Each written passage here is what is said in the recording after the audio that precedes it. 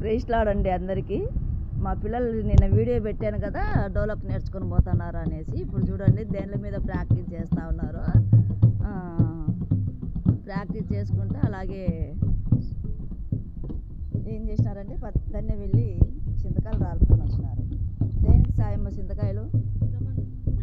చింతపండుకు. ఎవరికి?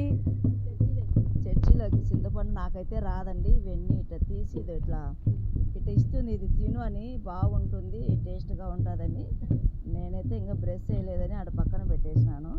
అయితే ఆమె ఏం చేస్తుందంటే పచ్చిటన్నీ పక్కకు పెడతా ఉంది, ఒట్టిపోయినటన్నీ. ఆల్రెడీ 2 కేజీల మీద చేసినావా? 2 కేజీల మీద చేసింది చింతపండు. మళ్ళా అయితే దేవుడు మహాకృపను బట్టి చర్చికి చింతపండును సమకూర్చిన దేవునికి ఇచ్చిన వాళ్ళ కుటుంబాలను చూడండి ఎన్ని కోసుకొచ్చినారో. ముగ్గురు, ప్రసన్న, శ్రీరాము, సుమన్ బాబు. సుమన్ బాబు వాళ్ళ నా తమ్ముతో మాట్లాడుతున్నాడు, బిజీగా ఉన్నాడు, సీరియస్ అవుతాడు. ఒక చింతపండు వలుచుమ్మా, ఎట్లా వలుచుతావో?